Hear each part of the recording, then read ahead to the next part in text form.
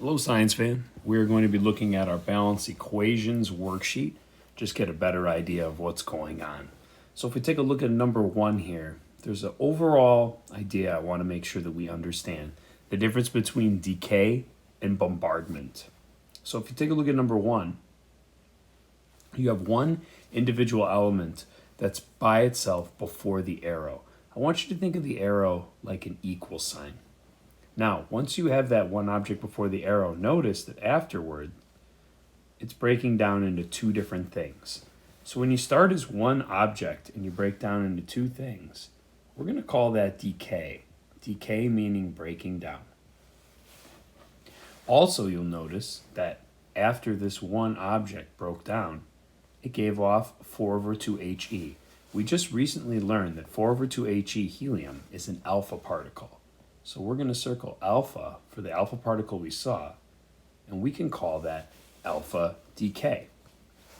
Now, in order to balance this for this missing part right here, we just have to look at the top and bottom numbers and set them equal to each other on both sides of the arrow. So if you take a look, that arrow's like an equal sign. On top here is 232. So that means this top number plus whatever top number this is going to be is going to also have to equal 232. So the arrow is like a divider line, and both sides added up, the top numbers have to equal. So if we look, 4 plus 228 is going to give us an equal to 232. If you look at the bottom number, the mass number is 90. So on the right side of the arrow, it's going to have to be 2 plus something equals 90. Well, we know 2 plus 88 equals 90. So now that we know that bottom number is 88, if I look on the periodic table, element 88 is radium. So now that I balanced out this equation, I'm all set.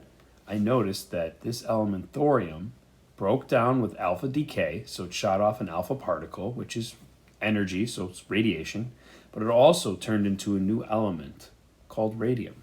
That's what happens with the nuclear equation. New objects are formed. So your goal for this worksheet is to balance these equations out, identify if there's alpha particles, beta particles, positrons, or neutrons, and if this object is going through decay or bombardment. In fact, let's jump ahead to a bombardment problem so you can see an example of that. If we take a look at number 9 right here, you'll see that before the arrow, remember we treat the arrow like an equal sign, that there's two objects to the left of the arrow. When there's two objects to the left of the arrow instead of one, that means that those two are going to collide and smash into each other. When two objects collide and then there's a nuclear reaction, we're going to call that bombardment. Forgive me, I ran out of room, but that's bombardment. Different than decay. Now notice that it still ended up forming two new products. But in the end, when you had two things to start and you end up with something new at the end, that is a bombardment reaction. Well, let's balance this equation then. To the left of the arrow, there's 14 plus 4, which is 18. So 17 plus 1 will give you 18. 6 plus 2 gives you 8 on the bottom. So 8 plus 0 gives us 8. When I look 0 and 1, that's an odd particle, something I'm not used to and not looking on the periodic table. But if I look 1 over 0 at the top of my worksheet, I notice that 1 over 0 means that it's a neutron for a particle. And I've solved my problem. Now that I know it's a neutron, I think I'm just about all set. All I need to do is figure out at the end here what particle is being given off. So first of all, there's an alpha particle, 4/2He, that's used. So that's what's hitting the carbon, so we call that alpha bombardment. But notice that a neutron is also formed. So we would circle that as well. Now it's not called neutron bombardment because the neutron isn't hitting the carbon. The alpha particle is. But you get the idea. The whole idea is to identify the particles, figure out if it's bombardment or decay, and also balance it out. Once you can do that, it should be straightforward. Let's take a look at one more of these types of problems, and then we'll get to some word problems. So number 11, you have 13 over 7 nitrogen, is going to equal or create carbon-13 plus something new.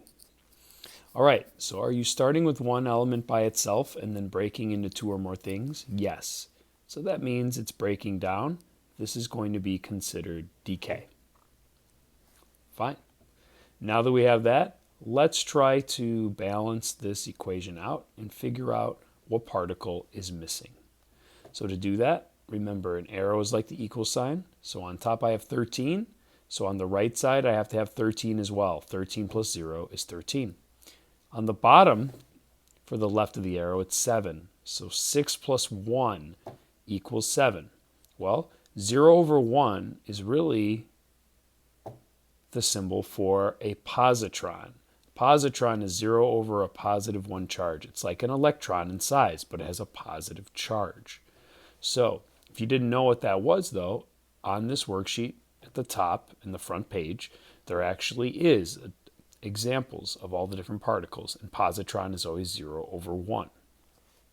It's not a helium or a hydrogen atom, because that has one proton, because there's no mass number at the top. So this has to be a positron. So because you started with one object and it broke down into something different, but also gave off a positron, we would call that positron decay. We'll look at the word problems. You basically want to read the word problems and balance out the nuclear equation.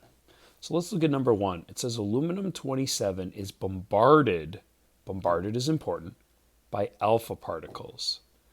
And it's bombarded by alpha particles to produce. So produce to us means an arrow because it's what happens after the initial bombardment. It produces phosphorus-30 and some other particle. All right, well, let's start with what we have. We have aluminum-27. That's the mass number. If I look at aluminum on the periodic table, I know it's element 13, so I know its bottom number. Now, since aluminum-27 is bombarded by an alpha particle, we're going to add them together before the arrow. An alpha particle, according to our diagrams and all of our notes in that, an alpha particle is 4 over 2. Now that we have those combining or bombarding, we know it's going to produce something different. It said it's going to produce phosphorus-30. So phosphorus-30 up on top.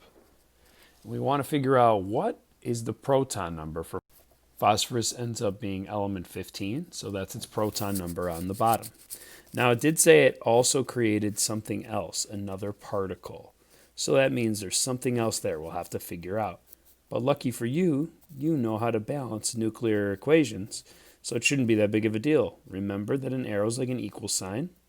So 27 plus 4 is on top, that's 31. So 30 plus 1 will give you 31. On the bottom is 13 plus 2, so that's 15. So 15 plus 0 gives you 15. So what is a particle that is 1 over 0? If you look and you know now, it's a neutron. That's a neutron. So this is a bombardment reaction that you showed an equation for, where alpha particle hits the aluminum and a neutron is shot off and a new element, phosphorus, is created. Pretty cool. Let's look at number 13. When bombarded with a neutron, so something's going to get hit with a neutron, cobalt-59 is converted to cobalt-60. So converted to me means like an arrow. So it looks like it's kind of talking like Yoda, a little backwards, but cobalt-59 is bombarded by the neutron. So cobalt-59 is here. It's going to get hit by a neutron. If you remember the symbol for a neutron, we just did it in the last question. It's 1 over 0.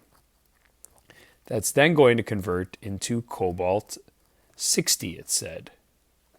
All right, so now that I have cobalt-60, it looks like everything I need is just there. I just need to figure out what element number cobalt is. If I look on the periodic table, cobalt is 27. Did my numbers all add up on both sides, and were they equal? Yeah, it looks like it. I erased a little too much there, but 60 in the top for both sides and 27 on the bottom for both sides. So notice I didn't need to add anything extra, no plus sign or anything at the end in order to balance things out. It already did. If I look at question number 14, it says when bombarded with a neutron, lithium-6 produces, so produces is like an arrow, an alpha particle and an isotope of hydrogen. So lithium-6 looks like, lithium-6 is going to be hit by a neutron. If you remember, a neutron is 1 over 0, n. And it says it's going to produce an alpha particle. If you know your particles, right, 4 over 2 He, or alpha, is the alpha symbol, plus an isotope of hydrogen. So all we know is that this is going to be hydrogen. We don't know which isotope yet, but that's okay. If we start taking a look at everything, lithium is the element 3 on the periodic table, so that is balanced now. And if we look, hydrogen will always be element number 1, so we just have to figure out that top number. To do that, we're going to balance both sides of the arrows because the arrow is like an equal sign. So to the left is 6 plus 1. That's 7 for a mass number. So 4 plus 3 will give us 7. On the bottom is 3 plus 0. On the bottom to the right is 2 plus 1, which is 3. So 3's on both sides. So it looks like we balanced out everything and we're good to go. By doing that, I'm just reading the actual question and then slowly picking out the information in order to balance it out. Our last example is going to be write the equation for the nuclear decay of francium-223. Well, if it's the beta decay of francium-223, decay always starts with just one object to the left of the arrow. If it's going through beta decay, that means it's going to give off a beta particle. Well, a beta particle is 0 over -1. Again, you need to know your particles, so look up at the top of your page on this document or in your notes to figure out what a beta is. But that's not going to balance out, so there must be something else that is made. That's why we're going to draw a little blank spot. As always, though, we need to make sure our numbers equal out, so on both sides. So if you have 223 on the left of the arrow, you need a total of 223 on the right side of the arrow. If you need 87 on the left side of the arrow for the mass numbers, you're going to have 88 over here because 88 plus -1 gives you an 87. Now that you did that, element 88 on the periodic table is just radium. So we figured it out. By simply knowing that it goes through beta decay, we know it has to kick off a beta particle, but then it also has to create something else to balance out. And by using our atomic proton number and also our mass number, we can figure everything out. But nice job, science family. Hope this helps and better explains everything for you. Take care.